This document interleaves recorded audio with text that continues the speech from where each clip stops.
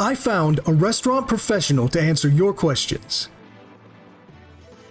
Being that you're kind of a specialist in pizza, does pineapple belong on the pizza?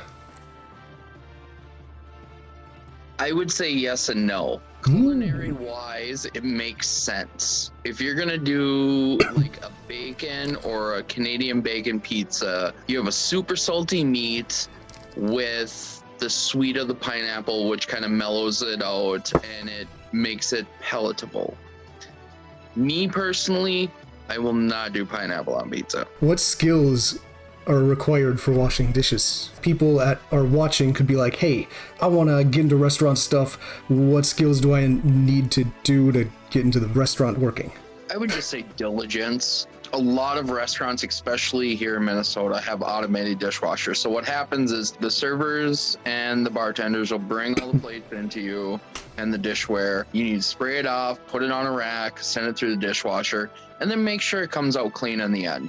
Attention to detail would be kind of just the main things, because the last thing you want as a dishwasher is for the line cooks to bring over a stack of plates to you that are still dirty. What a franchisee is they go to a corporate company and say, hey, to use your recipe, license, logos, and everything, we're going to pay X amount of dollars to do that. And then we can open our own stores underneath your banner. So it's kind of like a partnership. What are the most common causes of food sickness? Cross-contamination, not cleaning your hands. I probably wash my hands in the restaurant industry after touching almost every single item. Anytime you touch a raw product, not changing your cutting board, not cleaning your cutting board. We have regulations that require us to have what's called a sani bucket on the line.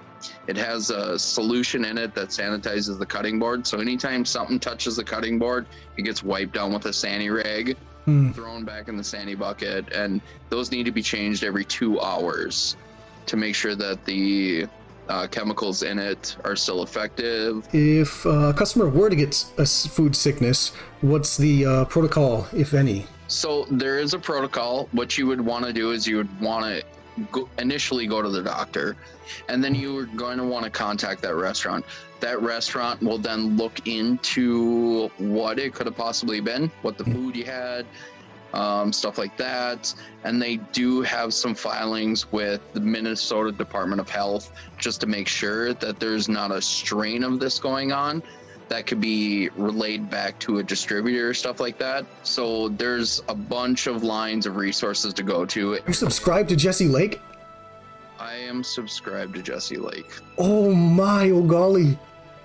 So you have a building. Many people go into that building. Do advertisers reach out to restaurants to put up like posters and billboards and stuff? It is not uncommon on the daily for someone to come in and want to post something or want to do something. And so advertisement is huge, especially with restaurants. Where do these restaurants get their inventory, their food? There's a bunch of different companies. I would say in the state of Minnesota, there's 4 or 5 that are basically warehouses, and they bring in bulk substance and they distribute to all of the restaurants. My reps would come in 1 to 2 times a week, and we would sit down and talk about, you know, what I need for product, what's going to come in, what's cheap, do we need to sub something because they don't have it.